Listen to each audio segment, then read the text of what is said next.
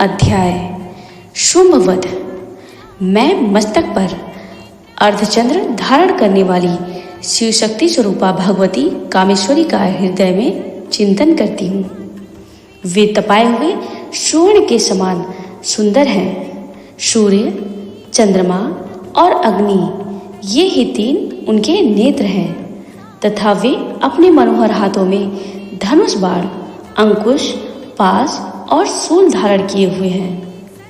ऋषि कहते हैं, राजन, अपने प्राणों के समान प्यारे भाई निशुंभ को मारा गया देख तथा सारी सेना का संहार होता जान शुंभ ने कुपित होकर कहा, दुष्ट दुर्गे, तू बल के अभिमान में आकर झूठ मूठ का घमंड न दिखा। तू बड़ी माननी बनी हुई है, किंतु दूसरी स्त्रियों के बल का सहारा लेकर लड़ती है। देवी बोली, ओ दुष्ट, मैं अकेली ही हूँ। इस संसार में मेरे सिवा दूसरी कौन है? देख, ये मेरी ही विभूतियाँ हैं, अतः मुझ में ही प्रवेश कर रही हैं। तदनंतर ब्रह्माणी आदि समस्त देवियाँ अंबिका देवी के शरीर में लीन हो गई। उस समय केवल अंबिका देवी ही रह गई। देवी बोली, मैं अपनी ऐश्वर्य शक्ति से अनेक रूपों में यहाँ उपस्थित हुई थी। उन सब रूपों को मैंने समेट लिया। अब अकेली ही युद्ध में खड़ी हूँ। तुम भी स्थिर हो जाओ।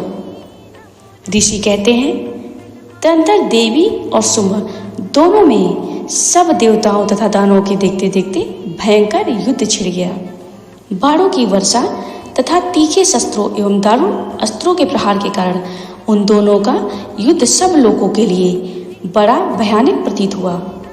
उस समय अंबिका देवी ने जो सैकड़ों दिव्य अस्त्र छोड़े, उन्हें दैत्यराज शुंभ ने उनके निवारक अस्त्रों द्वारा काट डाला। इसी प्रकार शुंभ ने भी जो दिव्य अस्त्र चलाए, उन्हें परमेश्वरी ने भयंकर हुंकार शब्द के उच्चारण आदि द्वारा खिलवाड़ में ही नष्ट कर डाला। तब उस असुर ने सैकड़ों बाणों से देवी को आच्छादित कर दिया। यह देख क्रोध में भरी हुई उन देवी ने भी बाण मारकर उसका धनुष काट डाला। धनुष कट जाने पर भी दैत्यराज ने शक्ति हाथ मिली, किंतु देवी ने चक्र से उसके हाथ की शक्ति को भी काट गिराया। तत्पश्चात दैत्यों के स्वामी शुंभ ने 100 चांद वाली चमकती हुई ढाल और तलवार हाथ में ले उस समय देवी पर धावा किया। उसके आते ही चंडिका ने अपने धनुष से छोड़े हुए तीखे बाणों द्वारा उसकी सूर्य किरणों के समान उज्ज्वल ढाल और तलवार को तुरंत काट दिया। फिर उस दैत्य के घोड़े और सारथी मारे गए। धनुष तो पहले ही कट चुका था। अब उसने अंबिका को मारने के लिए उद्यत हो भयंकर मुदगर हाथ में लिया।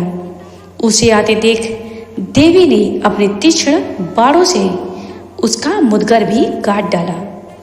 उस पर भी वह असुर मुक्का तानकर बड़े वेग से देवी की ओर झपटा। उस दैत्यराज ने देवी की छाती में मुक्का मारा। तब उन देवी ने भी उसकी छाती में एक चाटा जड़ दिया। देवी का थप्पड़ खाकर दैत्यराज शुंभ पृथ्वी पर गिर पड़ा, किंतु पुनः सहसा पूर्ववत उठकर खड़ा हो गया। फिर वह उछला और देवी को ऊपर ले जाकर आकाश में खड़ा हो गया। तब चंडिका आकाश में भी बिना किसी आधार के ही शुंभ के साथ युद्ध करने लगी। उस समय दैत्य और चंडिका आकाश में एक दूसरे से लड़ने लगे। उनका वह युद्ध पहले सिद्ध और मुनियों को विस्मय में डालने वाला हुआ। फिर अंबिका ने शुंभ के साथ बहुत देर तक युद्ध करने के पश्चात उसे उठाकर घुमाया और पृथ्वी पर पटक दिया। पटके जाने पर पृथ्वी पर आने के बाद वह दुष्टात्मा दैत्य पुनः चंडिका का वध करने के लिए उनकी ओर बड़े वेग से दौड़ा।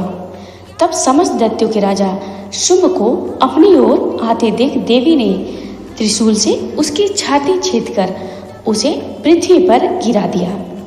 देवी के शूल की धार से घायल होने पर उसके प्राण पखेरु उड़ गए और वह समुद्रों, द्वीपों तथा पर्वतों सहित समूची पृथ्वी को कपाता हुआ भूमि पर गिर पड़ा। तदनंतर उस दुरात्मा के मारे जाने पर संपूर्ण जगत प्रसन्न एवं पूर्ण स्वस्थ हो गया तथा आकाश स्वच्छ दिखाई देने लगा। पहले जो उत्पाद सूचक मेघ और उल्कापात होते थे वे सब शांत हो गए तथा उस दैत्य के मारे जाने पर नदियां भी ठीक मार्ग से बहने लगी। उस समय शुंभ की मृत्यु के बाद संपूर्ण देवताओं का हृदय हर्ष से भर गया और गंधर्वगण मधुर गीत गाने लगे। दूसरे गंधर्व बाजे बजाने लगे और अप्सराएं नाचने लगी। पवित्र वायु बहने लगी। सूर्य की प्रभा उत्तम हो गई। अग्निशाला की बुझी हुई आग अपने आप प्रज्वलित हो उठी तथा संपूर्ण दिशाओं के भयंकर शब्द शांत हो गए।